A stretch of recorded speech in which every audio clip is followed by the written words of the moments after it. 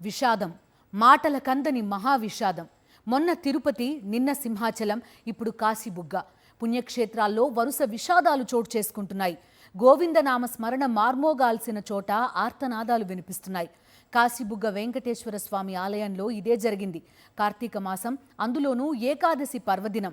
భక్తజనం పోటెత్తింది. Railing ఊడిపడింది. తొక్కిసలాట చోటు చేసుకుంది. ఎటు చూసినా ఏడుపులు, ఆర్తనాదాలు. కళ్ల ముందే ప్రాణాలు కోల్పోయిన భక్తులు. గోవిందనామస్మరణతో కళకళలాడాల్సిన దేవాలయం ఒక్కసారిగా హాహాకారాలతో హోరెత్తింది. ఏం జరుగుతోందో తెలిసేలోపే 10 మంది భక్తుల ప్రాణాలు గాల్లో కలిసిపోయాయి. కళకళలాడాల్సిన దేవాలయం హాహాకారాలతో హోరెత్తింది. కళ్ల ముందే తొక్కిసలాట జరిగి నిండు ప్రాణాలు గాల్లో కలిసిపోయాయి. ఎటు చూసినా చెల్లాచెదురుగా పడి ఉన్న మృతదేహాలు, ఒంటి నిండా గాయాలతో పుణ్యక్షేత్రం భీతావహంగా మారింది. కాశీబుగ్గ వెంకన్న ఆలయాన్ని చిన్న తిరుపతిగా అక్కడి స్థానికులు పిలుస్తారు.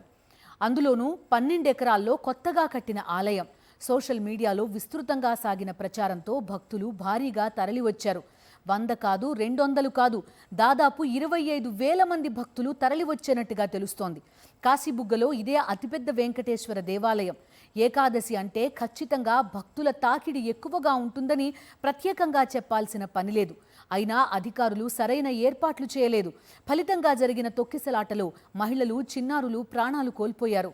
మృతుల్లో 6 ఏళ్లు కూడా నిండని ఒక బాబు, అందులోనూ అయ్యప్ప మాల ధరించిన కన్నెస్వామి ఉన్నారు. నిత్యం సందడి చేసే ఆ పిల్లాడు కళ్ల ముందే విగత జీవిగా మారడం చూసి ఆ తల్లి చేసిన రోదన అరణ్యరోదనగా మారింది. అది దేవాదాయ శాఖ పరిధిలో లేని ఆలయం అని దేవాదాయ శాఖ ఒక స్టేట్మెంట్ కూడా రిలీజ్ చేసింది. ఎవరి పరిధిలో ఉన్నా భక్తులు భారీగా తరలివచ్చే ఆలయానికి తగిన ఏర్పాట్లు చేసే బాధ్యత అధికారులది, ప్రభుత్వానిదే కాదా? దాదాపు 12 ఎకరాల సువిశాల స్థలంలో ఈ వెంకటేశ్వర స్వామి ఆలయం నిర్మించారు. 20 కోట్ల రూపాయల ఖర్చుతో నిర్మించిన ఈ ఆలయంలో మే నుంచి దర్శనాలు ప్రారంభించారు. ప్రతి శనివారం వేలాది మంది భక్తులు స్వామిని దర్శించుకునేందుకు వస్తున్నారు. మొన్న దసరా రోజున కూడా భారీగా భక్తులు పోటెత్తారు. ఆలయానికి ప్రాధాన్యం పెరిగిందని, భక్తుల రద్దీ పెరుగుతోందని, ఏకాదశి రోజు భక్తుల రద్దీ రెట్టింపవుతుందని అధికారులకు తెలియంది కాదు.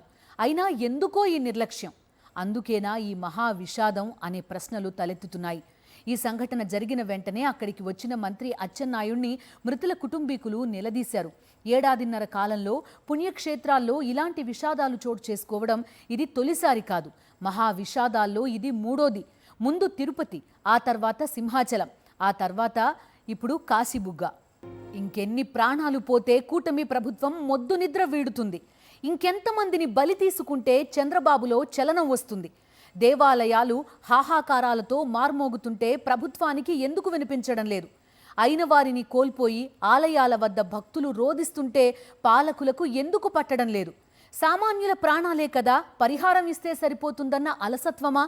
విషాదం జరిగిన తర్వాత సంతాపం తెలిపితే అయిపోతుందిలే అన్న నిర్లక్ష్యమా? కార్తీక మాసం, అందులోనూ శనివారం, ఆపై వెంకన్న స్వామి ఆలయం. కనీస సౌకర్యాలు కల్పించలేని ప్రభుత్వం పదుల సంఖ్యలో ప్రజల ప్రాణాలను బలి తీసుకుంది. భక్తులు పోటెత్తుతారని ముందస్తు అంచనా వేయలేకపోయింది. ప్రచార ఆర్భాటం తప్ప ప్రజల రక్షణకు కనీస చర్యలు తీసుకోవడంలో నిర్లక్ష్యం వహించింది. 1, 2 కాదు, 10 మంది నిండు ప్రాణాలను బలి తీసుకుంది కూటమి సర్కార్ నిఘా వైఫల్యం. భార్యను కోల్పోయిన భర్త, తల్లిని కోల్పోయిన కొడుకు. ఎవరు తీరుస్తారు వీరి బాధ? ఎలా ఓదారుస్తే తగ్గుతుంది వీళ్ల దుఃఖం? చిరునవ్వుతో ఇంటి నుంచి బయలుదేరిన వారు విగత జీవులుగా తిరిగి రావడానికి కారణం సర్కార్ కాదా? దేవుడా నువ్వే దిక్కని ఆలయానికి వెళ్లిన ఆ భక్తులను కానరాని లోకాలకు పంపించింది ప్రభుత్వమే కదా? ఎన్ని కోట్లిచ్చినా పోయిన ప్రాణాలను తిరిగి తీసుకురాగలరా? బాధిత కుటుంబాలకు కూటమి ప్రభుత్వం ఏం సమాధానం చెప్తుంది? తుఫాన్లను చుట్టి బంగాళాఖాతం అవతల విసిరిన విజనరీకి ఈ విషాదం కానరావడం లేదా? 40 ఇయర్స్ ఇండస్ట్రీ ఈ కన్నీటి గాథలను ఎందుకు ముందే ఊహించలేకపోయారు? ఎలివేషన్లతో చంద్రబాబుకు జాకీలు పెట్టి లేపే ఎల్లో మీడియా ఈ విషాదం ప్రభుత్వ వైఫల్యమేనని ఎందుకు చెప్పడం లేదు? తుఫానును అడ్డుకుంది చంద్రబాబే అయితే తొక్కిసలాటలో 10ల సంఖ్యలో ప్రాణాలు పోయేందుకు కారణం కూడా చంద్రబాబే కాదా? ప్రతిపక్షం మీద కక్ష తీర్చుకునేందుకే చంద్రబాబు ప్రయత్నాలు తప్ప ప్రజల ప్రాణాల రక్షణపై చిత్తశుద్ధి లేదని ఈ ఘటన నిరూపించింది కదా. ప్రతిపక్ష పార్టీకి చెందిన ఏ నాయకుడు ఏం చేస్తున్నాడని తెలుసుకునేందుకు ఇంటెలిజెన్స్ని నడిపిస్తున్నారే కానీ ఇలాంటి విపత్తులను ముందస్తుగా పసిగట్టేందుకు కాదని తేట తెల్లమైంది కదా. అంతమంది భక్తులు వస్తే ఒక్క పోలీస్ కూడా అక్కడ లేరంటే హోంశాఖ మొద్దు నిద్రపోతున్నట్టే కదా. ఇన్ని నిర్లక్ష్యాలకు కారణం చంద్రబాబు కాదని ఎల్లో మీడియా చెప్పగలదా?